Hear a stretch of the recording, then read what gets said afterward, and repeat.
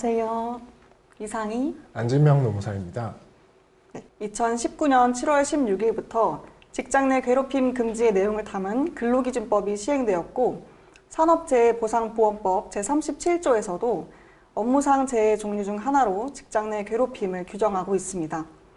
이처럼 물리적 안전뿐만 아니라 정신적 안전도 못지않게 안전한 일터를 만드는 데 중요한 부분인데요.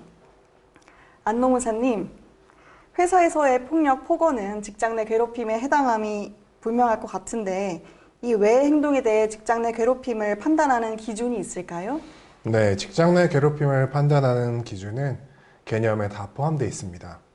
첫 번째로는 직장에서의 지위 또는 관계의 우위를 이용하는 것. 두 번째는 업무상 적정 범위를 넘어서는 것. 세 번째는 신체적, 정신적 고통을 주거나 근무 환경을 악화시키는 것입니다. 그리고 이런 직장 내 괴롭힘 금지 규정은 정규직 근로자뿐만 아니라 기간제 근로자, 단시간 근로자, 파견 근로자, 그리고 특수 형태 근로 종사자에게까지 적용된다는 점을 알아두셔야 되겠습니다. 직장에서의 지위 또는 관계의 우위성, 신체적, 정신적 고통을 주거나 근무 환경을 악화시키는 행위는 이해가 갑니다.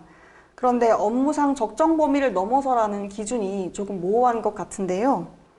직장 내 괴롭힘 유형을 조금 구체적으로 안내해 주실 수 있을까요? 네, 직장 내 괴롭힘 유형은 크게 8가지 유형으로 분류할 수가 있습니다. 첫 번째는 신체적 괴롭힘입니다. 알고 계시다시피 직접적인 폭행이라던가 물건을 던지고 그리고 위협적인 태도를 가하는 것은 신체적인 괴롭힘에 해당합니다. 두 번째는 정신적인 괴롭힘입니다. 과도한 질책을 하거나 불쾌하거나 모욕적인 언행을 하는 경우 정신적인 괴롭힘에 해당합니다. 나아가서 성적인 혐오감을 느끼게 하거나 이제 그런 말과 행동을 하는 것 같이 성적인 괴롭힘도 이 유형에 해당하게 됩니다. 네 번째는 경제적인 괴롭힘입니다. 과도하게 성과를 압박한다거나 부당한 평가를 하는 것도 직장 내 괴롭힘 유형의 하나입니다. 다섯 번째로는 인간관계에서의 괴롭힘입니다. 부서 내에서 따돌림이나 왕따를 시키고 동료와 분리를 시키고 무시하는 것 같은 행동도 직장 내 괴롭힘에 해당합니다. 여섯 번째는 업무상 불필요한 수행을 지시하거나 불가능한 것을 지시하는 것입니다. 예를 들면은 사무직 직원을 고용했는데 사용주가 개인의 운전기사를 시킨다거나 아니면은 개인의 사적인 심부름을 시키는 것이 이러한 형태의 괴롭힘 유형입니다. 일곱 번째는 여섯 번째와 반대로 합리적인 이유 없이 능력보다 너무 낮은 업무를 준다거나 직장에서 책상을 빼거나 아예 업무를 주지 않는 행동도 직장 내 괴롭힘의 유형 중 하나에 해당합니다. 마지막은 개인의 사생활 침해 유형인데요. 사적인 일에 지나치게 간섭하거나 휴게 시간에 간섭하고 개인정보를 유출하고 특히 요즘같이 SNS를 많이 사용하는 시대에는 특히 이러한 개인의 사생활 침해 유형도 조심해야겠습니다. 네, 조금은 감이 잡히는 것 같습니다. 그럼 업무를 잘 못해서 큰 소리를 치거나 좀 거칠게 말하는 경우도 직장 내 괴롭힘에 해당할까요? 네, 이런 경우 반드시 직장 내 괴롭힘에 해당한다고 볼 수는 없고요. 이는 업무와 밀접한 관련이 있으므로 직장 내 괴롭힘에는 해당하지 않을 수가 있습니다.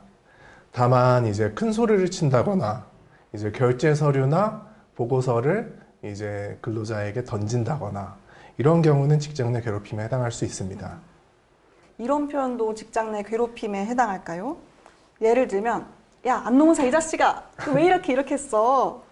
이런 거요.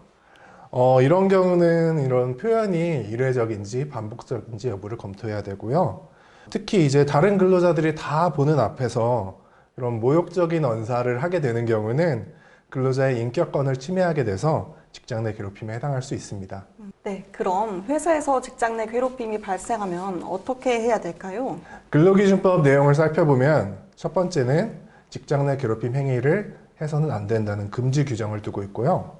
두 번째는 직장 내 괴롭힘 행위가 발생했을 때 조치에 관한 규정을 두고 있습니다. 특히 직장 내 괴롭힘 발생 시 조치에 대해서 살펴보면 누구든지 직장 내 괴롭힘을 알게 된 경우에는 사용자에게 신고를 할 수 있고, 사용자는 신고를 접수하거나 발생 사실을 인지하였을 때에는 조사를 실시해야 합니다. 그리고 사용자는 조사 기간 동안 피해 근로자를 보호하기 위해서 근무 장소를 변경하거나 유급 휴가를 주는 등의 조치를 할 수 있습니다. 그리고 조사 결과 직장 내 괴롭힘 행위가 발견이 되면은 사용자는 근로자가 특히 요청하는 경우에 근로자의 근로 장소를 변경할 수 있고 유급 휴가를 부여하는 조치를 할 수가 있습니다. 그리고 사용자는 직장 내 괴롭힘 발생 사실이 확인되면 직장 내 괴롭힘을 한 행위자에 대해서는 징계를 하거나 근무 장소 변경을 명령할 수 있습니다. 마지막으로 직장 내 괴롭힘 발생 사실을 신고한 근로자나 피해 근로자에게는 해고 등의 불리한 처우를 해서는 절대로 안 됩니다.